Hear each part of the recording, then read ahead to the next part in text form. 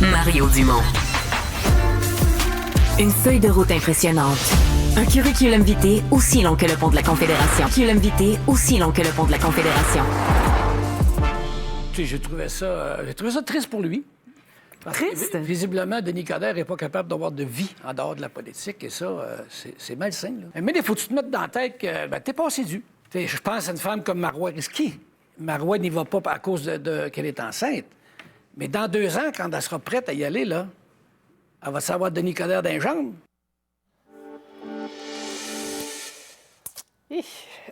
Disons que le vieil ami de Denis Coderre et ex-homologue de Québec, M. Labaume, n'est pas allé avec le dos de la main morte. Comment vous avez reçu ces bons conseils, Paul? S'il est vrai qu'un chum, c'est un chum, je ne sais pas comment on peut cataloguer l'amitié Coderre-Labaume. Bon, on connaît Régis Labaume, il dit ce qu'il pense et il pense ce qu'il dit.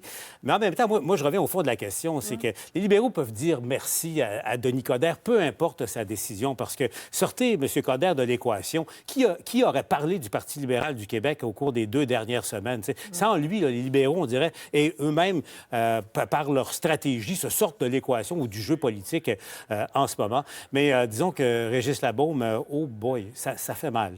Gaétan? Bien, tu sais, Sophie, il y a toujours eu une compétition Québec-Montréal. J'ai l'impression qu'on la revit par le retrait de la politique et le retour en même temps. C'est un individu, Régis Labaume, qui est coloré. Là, on a vu beaucoup de couleurs.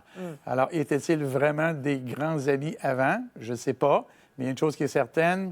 Je ne suis pas sûr qu'ils vont aller souper ensemble la semaine prochaine. Qu'ils le sont encore. Mario, M. Labaume a ajouté, là, les vieux chaussons comme nous autres, il faudrait qu'on se claire. Sur le principe, là, d'accord avec ça? Ben, quand il s'inclut, ça devient acceptable. Si quelqu'un de jeune disait ça, des autres, des vieux chaussons, ça passerait pas. Mais là, il s'inclut. On doit le prendre. Mais moi, je pense que le dommage n'est pas grand pour Denis Coderre pour la raison suivante.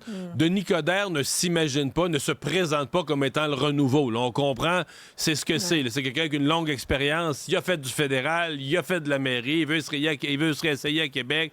Il joue la carte de l'expérience du vieux routier qui connaît le tabac. Donc, il se présente pas. Donc là, il est attaqué sur le front, qui est pas du renouveau, là, qui est bon. Le vieux chausson, c'est un peu sévère, j'en conviens.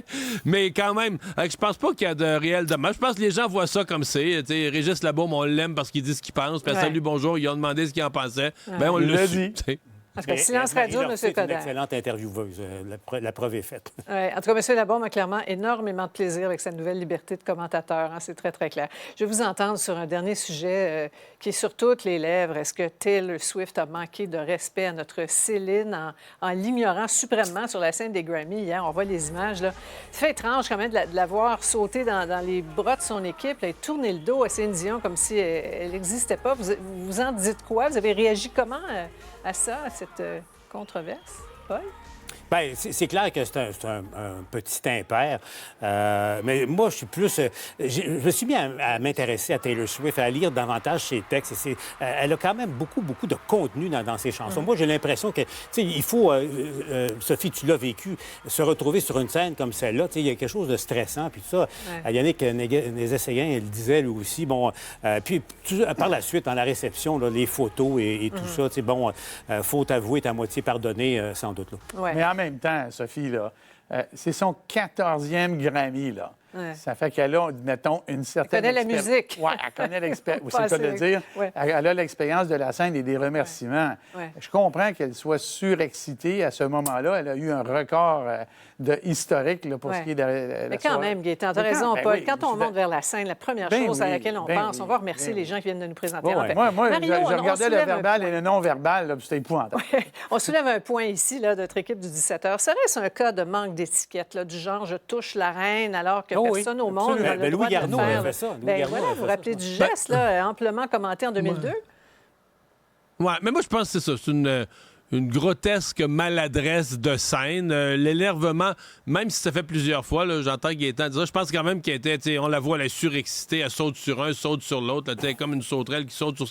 Donc, c'est comme si elle n'a pas réalisé, comme elle a pris le trophée des mains de Céline Dion sans même regarder, parce que son regard n'est pas sur Céline, elle le prend comme si elle était sur une table, elle s'en va au micro. J'ai vu ça comme une maladresse, certainement, mal avenue dans le cas où C'est Céline Dion qui fait une réapparition, Ben oui. magnifique d'ailleurs, On l'a pas vu accueillie. depuis 2 ans, Mais oui. quelques secondes avant, quand Céline fait son entrée, là, Taylor Swift fait partie de l'ovation, puis elle ne porte plus à terre, Ben elle oui. applaudit, elle tout rompt, là, elle chante avec la chanson, donc elle a l'air très enthousiaste à l'arrivée de Céline.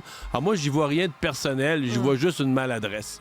On ferait quoi à la place de Taylor Swift, là? Est-ce que... On fait des photos en arrière-scène après avoir fait ça. C'est ça qu'elle a fait. On vient C'est faire ça. un C'est spectacle ce qu'elle a de fait. cadre olympique revu, corrigé dans 3-4 ans. Puis si Ouais. Céline est en santé, on l'invite à chanter avec elle. C'est bon, ça, Paul. Pas mal, ça. Merci Pas à mal. vous trois. Pas pire. À demain.